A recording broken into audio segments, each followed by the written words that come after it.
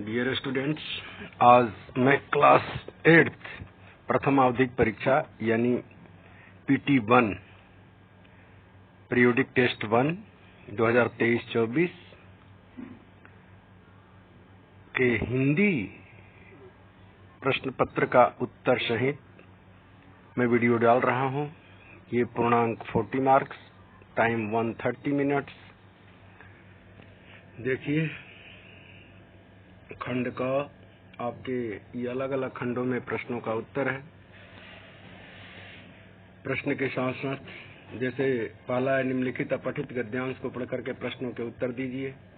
अब इसमें उत्तर देना है तो आइए आप गद्यांश तो पढ़ लेंगे, उत्तर की प्रतीक्षा करें। देखिए यहाँ पर क्या है, कह रहा है कि रहीम कवि ने लिखा था, रहमन पानी राखिए बिन पानी सब सुन, पानी गए न उबरे मोती मानुष चुन।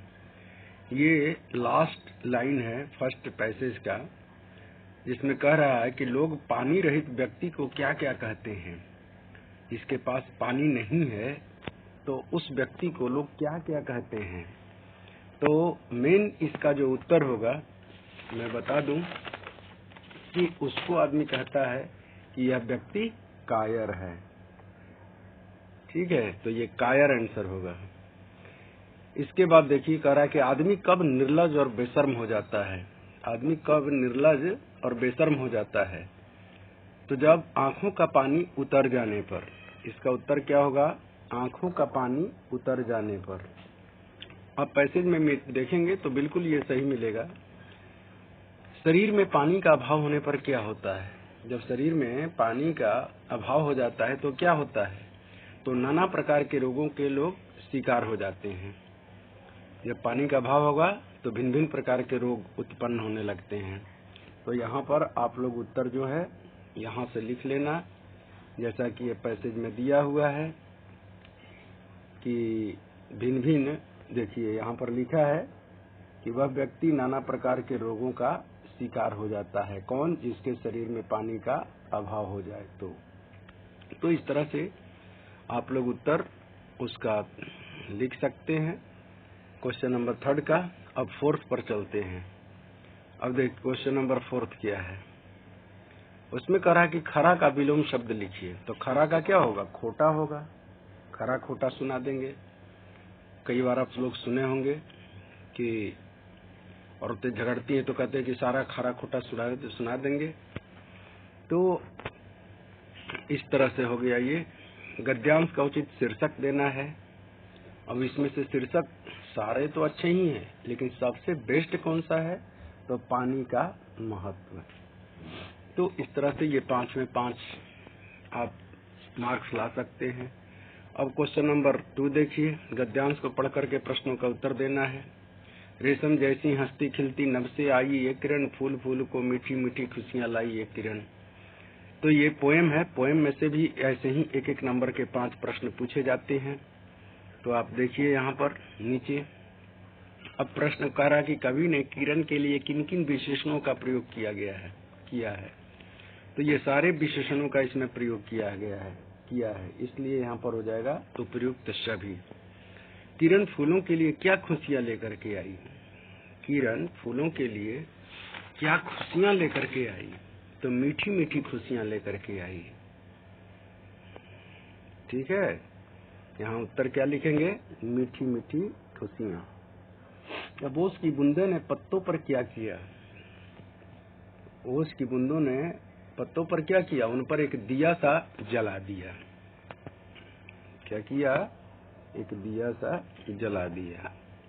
सूरज की विशेषता क्या है, तो इसमें लिखना होगा कि वह लाल लाल थाली जैसा है। अभी पोएम में से लिखना है, अपने मन से नहीं। सूरज का पर्यायवाची शब्द क्या है। अब इसमें भानु भी सही है, दिवाकर भी सही है।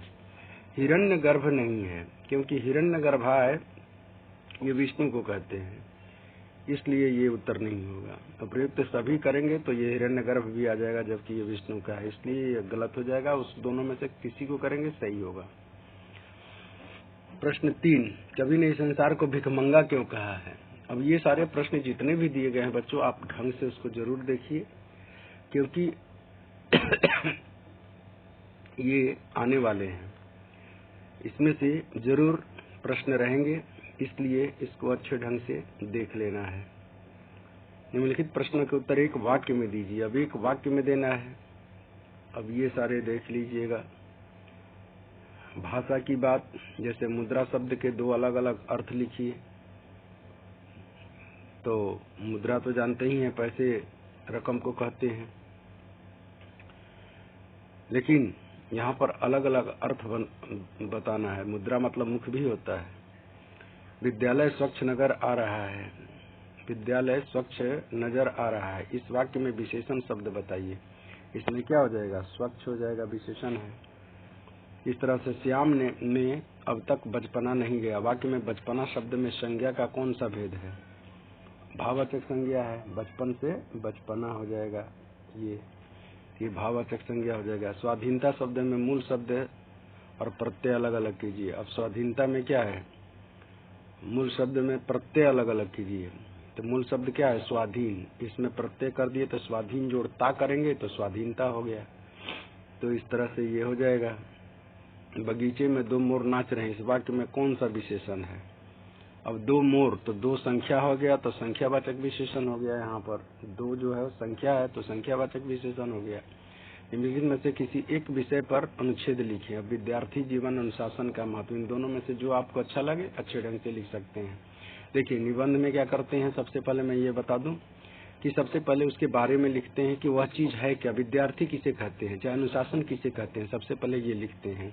फिर उसका अर्थ के बाद उसकी विशेषताएं से पहले उसका क्या महत्व है, फिर उसकी विशेषताओं के बाद उससे लाभ और हानियां, और लास्ट में उपसंहार लिखेंगे।